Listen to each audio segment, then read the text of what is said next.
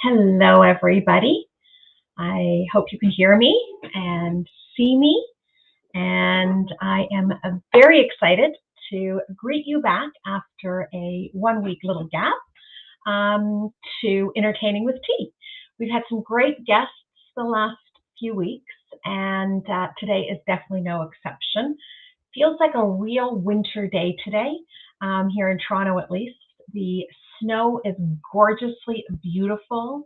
It's just got a slight chill on it. So I personally am starting to feel in the holiday mood, and I hope you all are as well. And I hope you're starting to plan and think about some entertaining. Which I think I mentioned on our first episode, which really feels a little bit different this year. It's been a year, possibly two for some of you, that you've been able to celebrate with anybody outside of your immediate household. And I'm keeping my fingers crossed that we're all going to be able to do that this year. So with that, we've brought you some fabulous, fabulous guests. And today I'm really happy to introduce three guests that are going to share some beautiful recipes with you. So before I bring on my first guest, let me introduce her. My first guest is Theresa Lemieux. Theresa is a certified TAC tea sommelier and a food blogger at the everythingkitchen.ca, where she cooks and bakes with tea.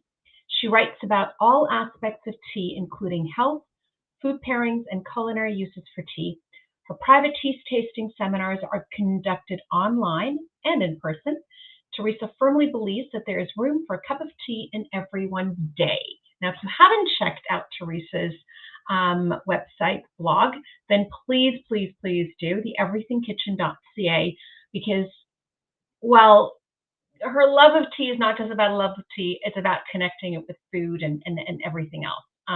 But it'll make more sense when you actually see and meet Theresa. So, hello, Theresa. You're on mute. You're on mute. Funny. That's because I was talking to the dog before we started.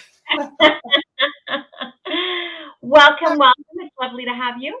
Thank you so much for having me. I'm pretty excited to be here. I'm feeling in the holiday spirit. As you said, that snow is beautiful and it's making things feel festive and Christmassy. So right? I mean, I've got this window next to me right now, and it's like this gorgeous, gorgeous snow that's falling. And I'm not a snow lover. I'm not a winter lover, but I am a Christmas lover. I love this time of year. A week of the year. Yes. Yeah. And for me, there's like this turning point at some stage in December where it suddenly becomes holiday season for me. So I have a feeling there's going to be some Christmas music playing in my house today. There are going to be some Christmas treats happening. And even if we have more muted celebrations this year, we can still celebrate in wonderful ways with the people that we can be together with. So absolutely. Yeah. So lovely, Theresa. I know your love of food. I have tasted your love of food. Before we start your recipe, just tell everybody just a little bit, because when I say I know what I mean, but for everybody watching, your love of food is, I mean, you're not just a foodie and a food blogger. You really know what you're doing. So where does that come from? How did that start? It's funny. My mom was a great cook, and her mom was a great cook, but my mom kept me out of the kitchen. And I just sort of, always had good food on the table. And then when I got on my own, all of a sudden I had to learn. So I'm just a home cook and a home baker. I love to do both.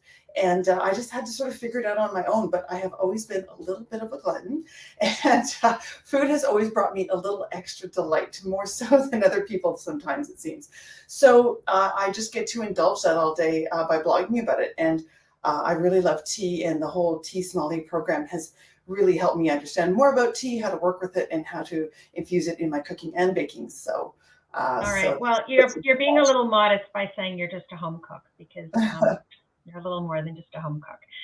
So, lovely lady, you're going to make for us today the Earl Grey Crème Brûlée.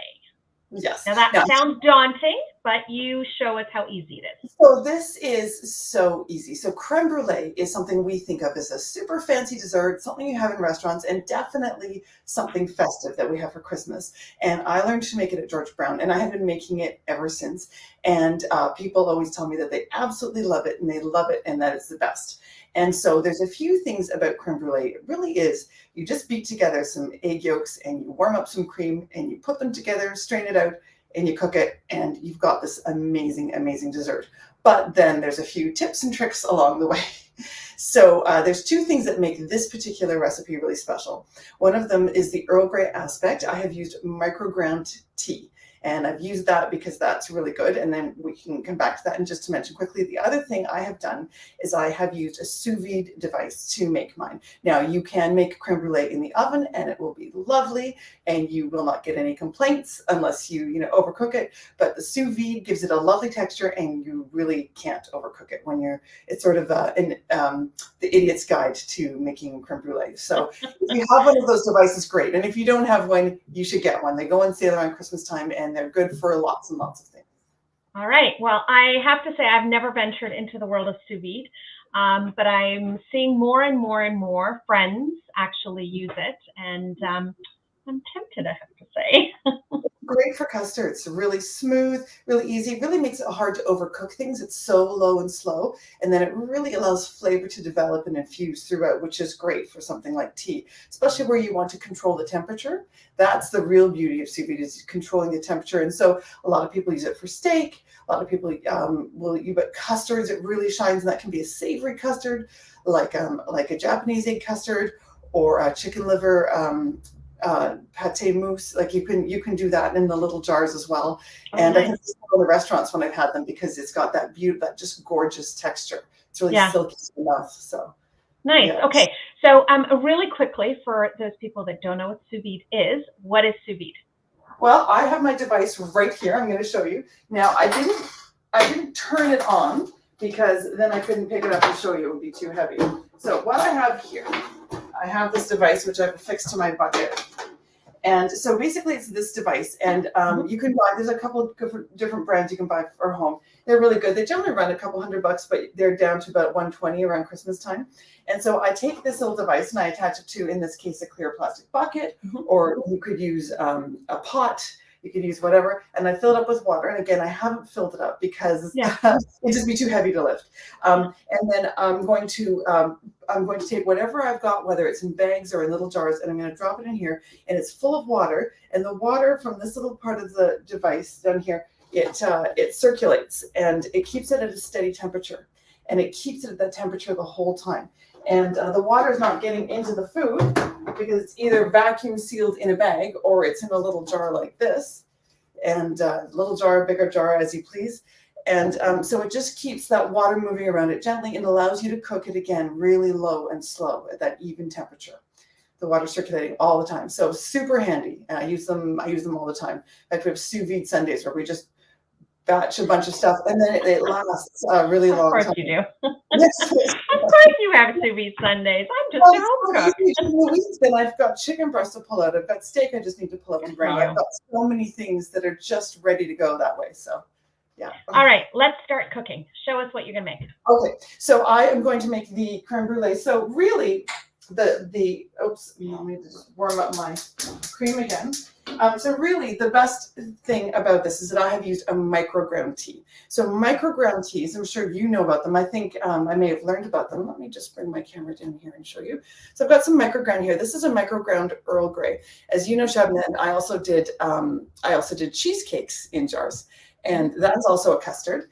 And I did the masala chai with a banana. So you could use a masala chai as well. But I've used the Earl Grey. And the beauty of an Earl Grey tea in this, or a microground tea, is that it's the fine particles. It gets everywhere and it infuses without the need to take the tea bags in or the loose leaf into your cream and infuse it. So anytime I have a recipe that doesn't want extra water, or I don't want to be bothered to take this tea bags or this loose leaf tea in and then strain it out, I just add this, and this makes it so easy. And it's designed for easy blending because it's ground so fine. Yeah. So if I'm making a meringue or a ganache or a creme brulee, any kind of custard, or if I'm cooking something sous vide, if I want to put, say, some microground hojicha on some shrimp, I can do that, and then I'm not worried about picking up the little tea leaves after, or people have to pick them out of their tea. So that's really what makes the kicker of the flavoring in this one. And I will just show you how easy it is to blend in because that's what it's designed to do. Give that a stir. And here I have my cream, and I have my, and then this will slowly dissolve. Now, often when we have a powder, sometimes we add it to the dry ingredients like spices or, and this is just going to keep dissolving as I keep stirring. And oh, I can smell it already. It's beautiful.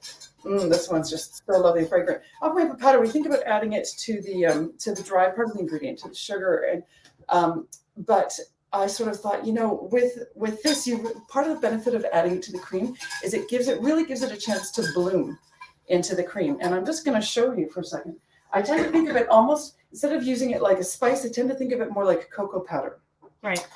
So I have pre-made a few of these, and just to taste test it or just to see how it all worked, I added it to the sort of sugar mixture, which I have here.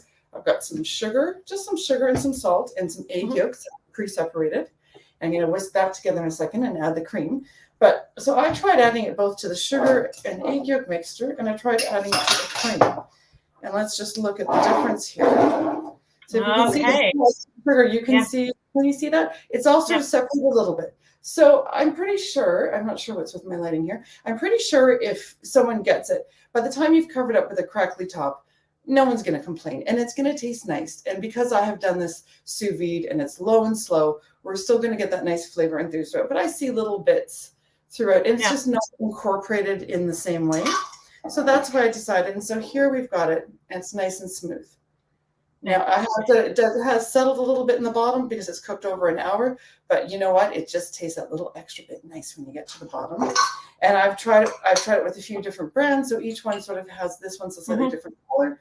They just turn out, and then because I thought about the comparison to cocoa powder, I had to do one with Earl Grey and cocoa powder. Cocoa powder. That's a really good combination. I love that. Well, it was incredible, and I always think of coffee and chocolate as being a great combination, and it is. Yeah. But I would put this Earl Grey with cocoa against any chocolate and coffee dessert any day. And I've tried them all because it gives such a lovely texture and adds sort of a malted flavor. So that's for the chocolate lovers in your life. So love that combination. Yeah. So I've done Earl Grey creme brulee with not with microground. I've done it with tea bags, and I've also done it with loose leaf Earl Grey, and I've infused it directly in the cream, and then just strained it out. Yeah. So that's great, and that works too. This just saves this just tastes no, that's fantastic. Gives you that intensity of flavor and that ease. I'll show you. Look, it's all beautifully dissolved in here, so you can see. Nice. And now we're getting. I don't know if we're getting short on time. Would you like me to add it and complete the rest of the steps of the baking, or would you like me to just get quickly to the showing of the? Let's get to the most fun part of creme brulee, the bruleeing of the creme. This is always the most fun part. It is. Now, and these, the thing about these as well, especially when you do it sous vide, you can make these ahead of time and bring them to people's houses, and everybody loves that. Nobody complains when you show up with some creme brulee. And then there's always the theater, a little bit of pageantry after dinner. You say, oh well, I have to add the tops. So I went to one friend's house, and he said, oh, have you got a torch? I said, yes, it's right here. And he said, propane. I've got butane. And he went to the tool shed and got something, and he's them all, and he was in some fire saving movie, and it was great. But you do have to be careful because you can break the jars if you use too much firepower. So let's have fun and stay safe, right? So I'm going to bring my camera back down to show you. Sorry if everyone's getting a little Blair Witch Project there with my ever-moving camera. Now, you don't want to do too much. I did a little video that I posted where I actually had too much sugar, but again, I didn't get too many complaints. We're just going to do a thin layer of sugar because we want it to brown, and this thick crackly crust. And the reason it's done at the last minute is because it will dissolve over time. Right. So you can't do them a couple of days ahead; it'll just all melt. But if you don't have a little torch, fear not. Maple syrup with a few grains of sea salt is lovely. Or if you're doing the chocolate version, a little chocolate sauce won't hurt. So, there are alternatives. And then it's really just this easy. We're just brown it, and almost like I'm making crepes, I'm going to start rolling it a bit as I see it browning. Wanting to get all the sugar and I like it quite brown, and make sure that it all rolls around. And you've got to make sure you've got extra butane if you're celebrating with a house of people now. It's lovely, lovely. Nice. It happens super fast. Yeah. Yeah. Yeah. And and then we give it a couple minutes just to set, because we don't want to put any garnish on it right on top. Actually, one thing my chef taught me to do when you've put your custards together. So the other thing that's really important about making creme brulee is it's so easy. You've got your cream, you've got your sugar and egg yolks. You're going to slowly temper it in. The only thing that you want to do to make sure it's really good is to strain it. And I'm sure you know this, but I've got a real fine grain strainer here. I just got this at Loblaws, or I've got a smaller one. And once it's stirred together, I just strain it into a measuring cup for ease of pouring into my little jars. And I pour them till they're about a centimeter from the top. And then the other thing to know, if you are going to do it sous vide, is the fingertip tight. So I've got my little lid on, and that means you just screw it like that, just tight with your fingers, so that some of the air and bubbles can escape, so that you don't have little broken jars. Yeah. But it hasn't happened yet. And so now I've got my lovely little brulee here, and I'm going to let that sit for a minute or two before I would put anything on it. Perfect crack. Yeah, for that perfect little crack. It's just got to sit. But 5 minutes and then serve it right away. And as I said, you could do maple syrup. I did maple syrup on coffee creme brulee. It was incredible. The little grind, especially if you've got a black salt. One trick I learned from you is that jam and tea is really nice together. So for an Earl Grey, you could have maybe a little marmalade and a splash of brewed tea just to thin it out a bit. Put that on top. So yeah. Super fun ideas. Thank you so much, Theresa. And thank you. Really, really simple. It can be simple. Thank you, Theresa. Thank you for sharing your lovely recipe with us and some of your tips, some really, really good ones. I wish you a really, really happy holiday. And I look forward to seeing you on the other side. On the other side, it'll be a great new year. It will. It will. It will. All right. Bye, Theresa. Thank you. Bye-bye. All right. Super fun. So one of the easiest ways to integrate tea into your baking is if your recipe has any kind of a liquid in it, milk, cream, water, any kind of a juice, any liquid at all, infuse the tea into that liquid, strain it out, and then continue on with the recipe exactly as written. That's how simple it is to take any recipe that you love and transform it into a tea recipe. With that, I am going to introduce my second guest. My second guest is Marika de Vienne. Marika is from DAVIDsTEA. She's been working in the tea business for the past 20 years with a focus on sourcing traditional teas from China, Japan, and Sri Lanka. She lived in China for 6 years, studying the art of Chinese tea, and has traveled extensively in both China, Japan, Sri Lanka, India, Mexico, Trinidad, Greece, Turkey, the list goes on, all in the pursuit of the perfect cup. Prior to joining DAVIDsTEA, Marika owned her own tea shop for 10 years in the famed Jean Talon market in Montreal. 2 years ago, Marika joined the DAVIDsTEA family and currently works as project lead in the content department. She's also the host and producer of the brand new DAVIDsTEA launched podcast, Steeping Together, where she interviews DAVIDsTEA insiders and other tea enthusiasts about various topics regarding the vast world of tea. So with that, it takes me great pleasure to introduce to you Marika. Hi, Marika. How are you? Hi, I'm great. How are you? Good. It's really nice to see you. Yeah. Podcast. You have to tell us quickly about the podcast. This is exciting. So this is the first look I think anyone's getting of the podcast room. And we launched it about a month ago.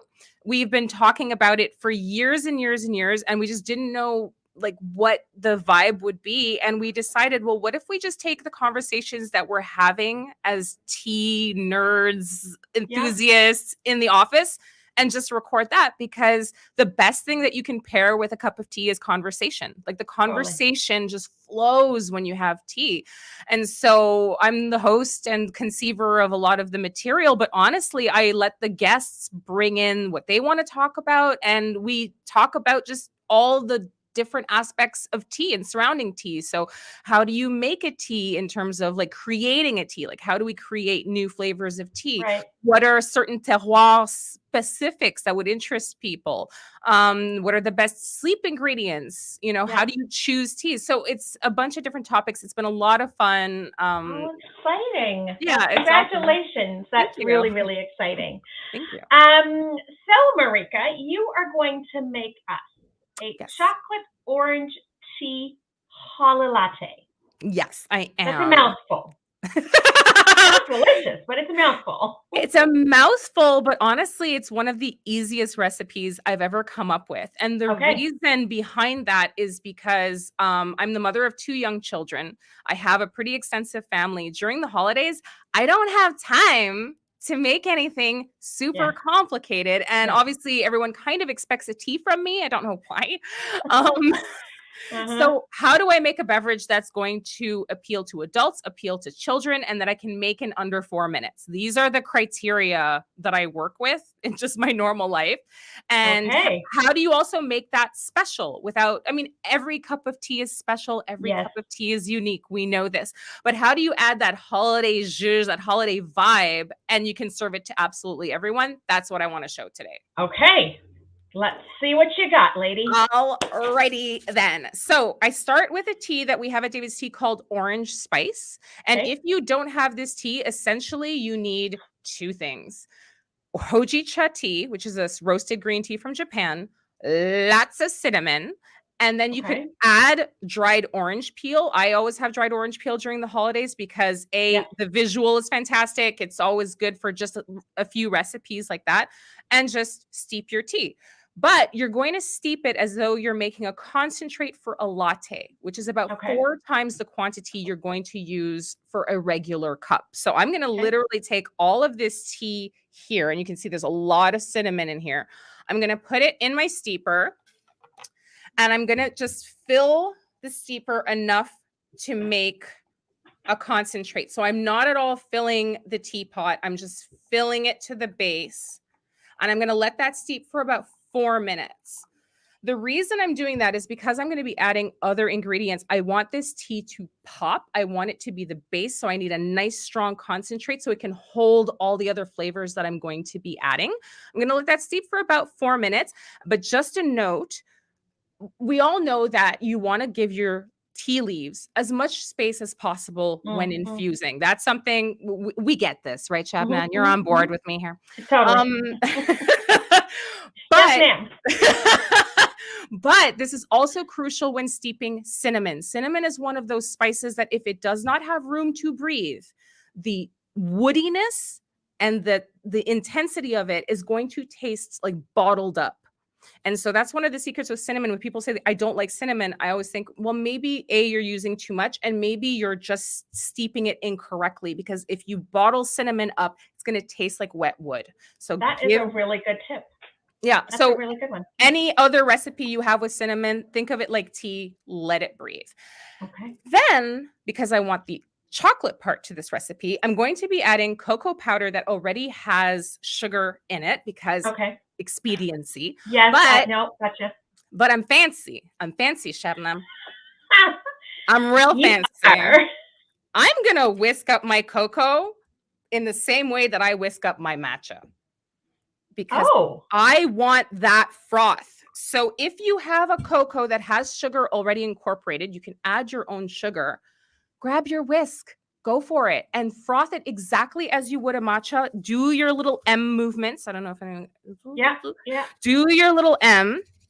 And that way you get a nice froth, because the texture I want here is a light froth, but I don't want a foam because I'm going to be adding other things. I'm going to get my foam somewhere else. I'm asking something else to be my foam. So make it just like a matcha. Make the same quantities. So add a little bit of matcha, add your water, froth, then add a little bit of cocoa.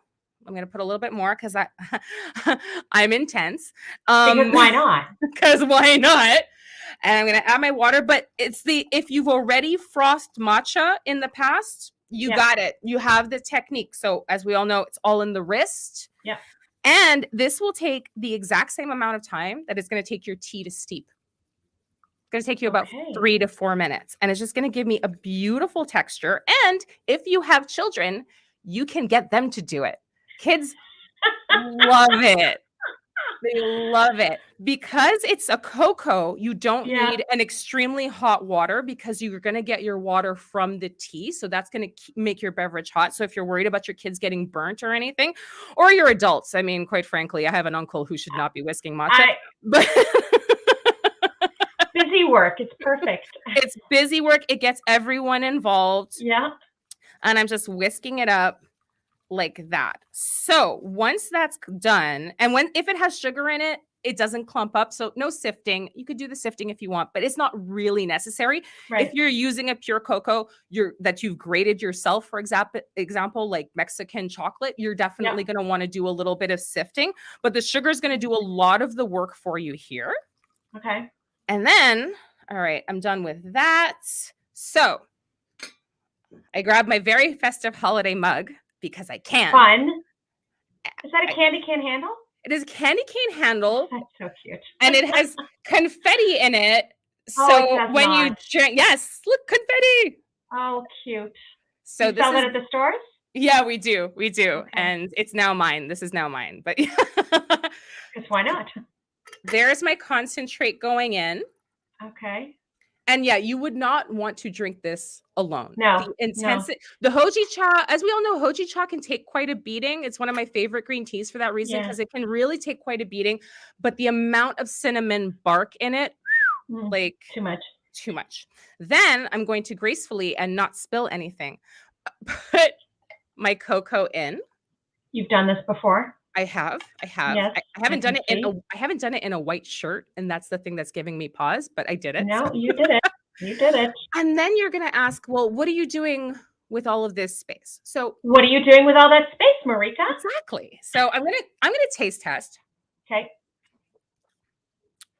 I've got my tea, I've got my orange, I've got my cocoa. I really like it. If I'm serving this to an adult, this is what I'm doing. If I'm serving it to a child, I'm just going to add a hint of water to their taste, because again, those spices are welcoming but very overwhelming to a child's palate, who, I mean, they perceive so much more than we do as adults in terms of intense sharpness. So I'm going to do that. And then it's the holidays. And because I have made my tea as a latte concentrate, I'm going to need a milk element. So oat milk is great. I tried it. It's fantastic. But it's the holidays, so I'm just going to go for it. Go for it. Go for it. Oh, gorgeousness. So you can add cocoa sprinkles. I feel that's a bit much. We already have our chocolate. You could add cinnamon sprinkles. Again, a bit much. Or you could add pure ground vanilla bean. Pure ground vanilla bean? Because I told you I'm fancy. Oh, you're fancy. I'm coming to your house. Fancy. And the reason I'm doing this is because these flavors are really intense. We have the orange, we have the chocolate. Everything's been made in a concentrated form. These spices and flavors are going to need a binder to make everybody. I always compare it to like when you're at a playground and all the kids are like going nuts. You need like a camp counselor to like bring everybody together. You need a flavor that's going to bind everything together and make everyone play nice in your cup. And so, yes, it's a beautiful visual. Like, hold on to your wait till you see this. But it's actually acting as a way to bind all the different flavors together and make it more harmonious. Yeah. And there we go. Beautiful. And that's 4 minutes. That's 4 minutes. That's 4 minutes. That's amazing. Yeah. All right, Marika. I'm gonna see your fancy, and I'm gonna up your fancy. Do it. So I'm gonna add a shot of Bailey's to the tea. Yeah. Because you said there was an adult version. There is an adult version, absolutely. And I do Earl Grey marshmallows. I make my own marshmallows. You're one of those people? No. It would take me longer to tell you how to make it than it takes to actually make it. It's the easiest thing. Don't be afraid. Okay. So I hate marshmallows. Like store-bought marshmallows. Once you've had homemade marshmallows, you will never, ever, ever have. It's not the same thing. It's a completely different product. Mm-hmm. So I do homemade marshmallows and like big squares. Mm-hmm. And I would put that instead of the whipped cream. And then I would use your vanilla. There you go. That is very You and nice. I need to have a little party together. We need to have several parties together. I think our tea party would be lit. Like our tea I party love it. would be I lit. love this so much. This is really exciting. Thank you so much, Marika. I have to, before I let you go, there's one other thing I just want to point out, which I just want to make sure everybody caught this, because almost all of holiday flavored teas are either herbal-based, rooibos-based, fruit-based, black tea-based. I have never seen a hojicha-based one. Yeah, this is a great, and I love, I used all the tea. Hold on. I love the leaves in this particular tea because they are usually, a lot of the times, like with a small cut cinnamon, you'll see a small cut leaf. And here, what we wanted to have dominate was that cinnamon. And so we've got these beautiful long leaves. I mean, of course, I'm not finding the one I want because this is the bag I had in my purse all day, but I don't know if you can see it. I see it. Yeah. As well. Beautiful. Hojicha, I love hojicha. As I said before, it can take a beating, that high temperature, that low temperature. You can drink it hot. You can drink it cold brew, cool down. Hojicha is amazing to play with. And I totally agree. And I think it's one of those really underutilized, that's the word, underutilized teas that we have. We don't talk about it enough. We don't use it enough. So I'm really exciting that you're using that in a holiday blend. Yeah. Well, hey, it's my pleasure. I love making things that are quick, but that are also delicious. You don't have to sacrifice that. You do not have to sacrifice that. You don't. No. Well, lovely lady, it's been a delight having you with us. Thank you so much. No, it's been a lot of fun. And for all of you watching, all of you listening, all of you who are going to watch this later or whatever it is that you're doing, tune in to their new podcast, Steeping Together, really cheeky. I love it. And I wish you a happy holiday season, Marika. Whatever it is that you celebrate with your family. Enjoy. Thank you. I'm going to pop by when I'm in Montreal next time. Oh, that's awesome. I'd love to meet you in person. That'd be wonderful. I will definitely be doing so that. much. Happy holidays. Nice seeing you. Bye. Bye, Marika. Bye. Oh my God, what fun. All right. Without further ado, let me introduce my third guest to you. My third guest is Shannon Scales. Shannon manages Lady Baker's marketing and social media, as well as spearheading product development projects. She was the first employee to join the team many years ago and has worn all kinds of hats along the way. As a mom and professional singer, hello. Shouldn't have told me that, Shannon. Shannon enjoys the flexibility of her role, which allows her to assist in the growth of the company while taking care of her son and following her other passions. Hello, Shannon. How are you? I'm good, thank you. How are you? It's really good. I'm really good, and it's really good to see you, is what I'm trying to say. The last time we saw each other, it was not this weather, I can tell you that. The snow is now coming down harder here. I don't know what it's like in PEI. Pretty green still, but... Is it green? Mm-hmm. Oh, okay. Well, it was green last night when I went to bed, so, it may still happen for you. Yes, it is in the weather. We're going to get some snow soon, so it's time to get right? Mm-hmm. It's the only time of year where I actually welcome the snow. After Christmas, it all needs to go away. Mm-hmm. Mm-hmm. So, lady, you are going to make us hot mulled cider. That's right. Yes. It's, you see how your body just changes when you talk about certain things? So to me, this is a hot mulled cider. Exactly what you were just doing. This, right? It's that cozy curl up. Yeah. Mm-hmm. Okay. So tell us what you're going to make and how you're going to make it. Sure. So this is a Lady Baker's classic. Our founder, Catherine, has been making it for many years. It's as it sounds, it is a hot cider that's been mulled on the stove all day long with using our Harmony Holiday Spice tea. So this is a China black tea with cinnamon, ginger, clove, orange zest and peel, and star anise. And it's, everyone likes to say that it's Christmas in a cup. It's just, I was just going to say the same thing. Yes. It's amazing on its own, but it works really, really well as your mulling spices for your cider. So Perfect. we picked up a big old jug of apple cider. This is local. We get it at the farmer's market here in Charlottetown. And so that's about 8 cups. And yeah, we blend it all together all day long on the stove. So you, and for anybody watching that doesn't have a farmer's market around, you can literally find these in every supermarket right now. There comes like this tipping point in the season where it's suddenly everywhere. Yes. Yeah. Like eggs. So you put the cider into a pot and you put the tea directly into it? Yeah. Why don't I assemble it Perfect. as we speak here, and then I get to have a very large amount of cider for me and my family tonight when we decorate the Christmas tree. So lucky. Nice. So yes, we've got the 2-liter jug, so that's 8 cups of apple cider. Pop that in here.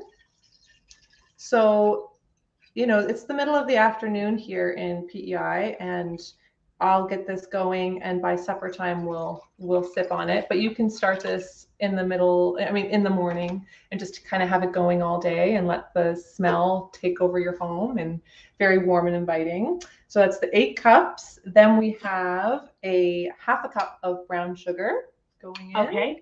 Now that is to taste. So whatever, I would recommend that you try your apple cider first. And if it's a particularly sweet brand. Yeah, they can get quite sweet, right? Yeah.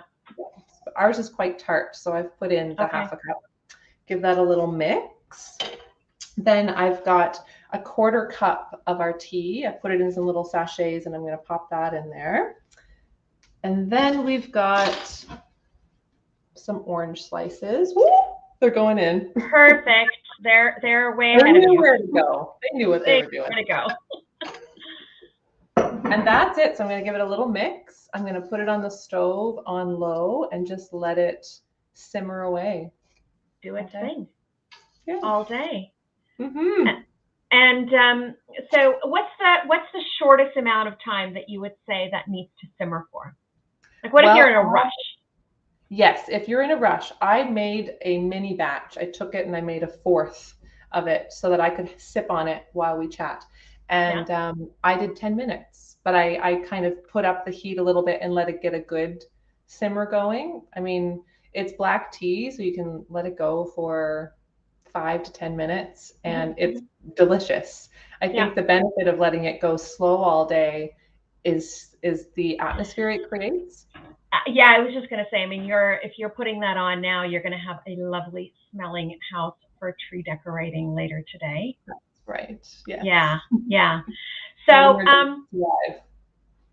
so if you can't find apple cider, which, I mean, if you live in Canada or even the US if you can't, but would you use apple juice? Let's just pretend you can't find apple cider. Would you use apple juice? Oh, yes, I would. I would say because the tea is so rich with the cinnamon and the clove and the ginger, it's going to really flavor your apple juice anyway. So I wouldn't add any more sugar, probably. No, totally. And right, that's whatever you want to do. And I mean, you know, for anybody watching, if you apple juice is not apple cider, so it's not the same thing, but it is. You can use it as a substitute if you really in a pinch, if you need to.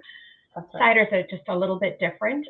For anybody watching in the UK, when we're talking about apple cider, we're talking about non-alcoholic. So I always find if I talk to anybody in the UK about cider, they're thinking that we're talking about an alcoholic version. Now, I suppose you probably burn off all of the alcohol, so why bother? But yeah. So, and then you would you reheat that? Would you keep that to reheat at all, or is that you make the batch and you're just going to enjoy that batch today? No, you can definitely reheat it. I will for sure. I just have my husband and small child, so we will not drink this 8 cups of cider tonight. Yes, it can be stored in the fridge. I would say about a week. I know the product itself, once it's opened, it's about 3 weeks in the fridge, but I would probably, after you've heated it already on the stove, I wouldn't keep it for more than a week. Right. Mhm. Fun. Okay. Do you like to cook with tea, Shannon? Oh my gosh, I love it, Shabnam. Yeah. I do quite a bit of baking with tea. Mainly baking, but less cooking and more cakes and cookies and whatnot. So Do you have a favorite recipe? Yes, I just developed last winter. I created with our Vienna eggnog tea. I now make a Vienna eggnog cheesecake. That's very good. A Vienna, you have to tell us about Vienna eggnog tea. What's Vienna eggnog tea? Oh, you know what? I have it in my cupboard. Let me just grab it. Yeah. Okay, so this is Vienna eggnog, and it is another black tea. We have our whole holiday line has got the Harmony Holiday Spice, the Vienna eggnog, a new one that I just developed this year called Cardamom Magic. It's lovely. Cardamom black tea with almond. Nice. It's beautiful. And then peppermint swirl green tea as a gunpowder green, and a Mary Marzipan rooibos. Oh, delish.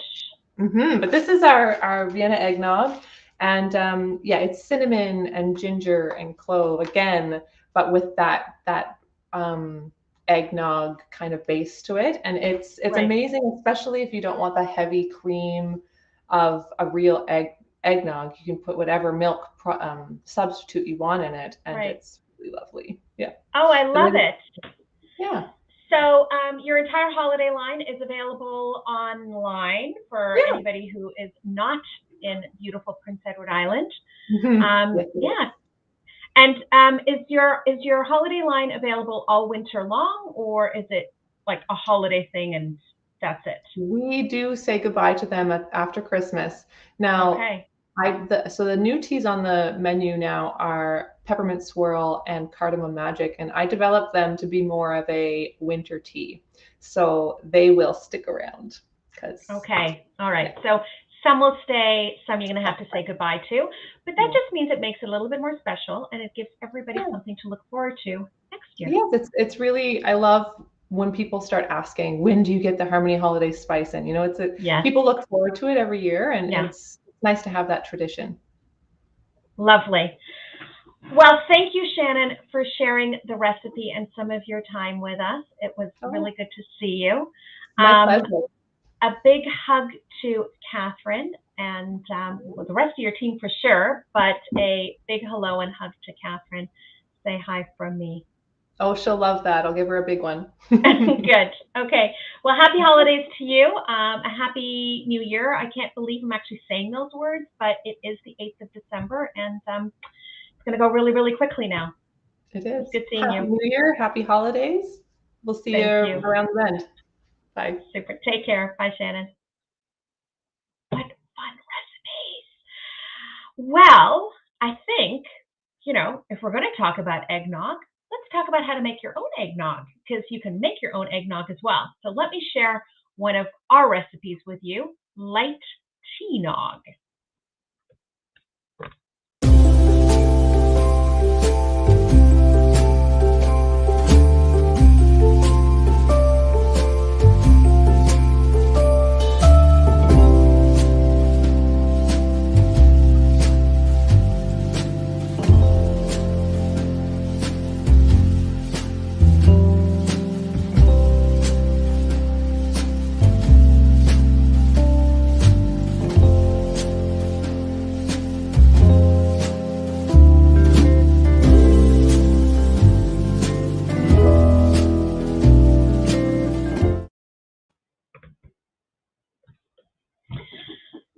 Lots of fun recipes, lots of fun ideas. I hope you've been inspired today as you have in our last 2 episodes. I look forward to seeing you all next week, our final episode, which we thought we would do with a big bang. We have not 1, not 2, not 3, not 4. We have 5 guests for you next week. Hardy & Sons, Trans Herb, Vic and Joe Tea, Tea House, as well as Blink Tea. Until then, try one, try two, try all of the recipes that you have seen. If you missed any of our previous episodes, please go to our YouTube page. You will find previous episodes. If you scroll down below the actual video, you'll see all of the recipes which our guests have so graciously shared with us. I wish you all a fabulous Wednesday, rest of the week, and I will see you next week.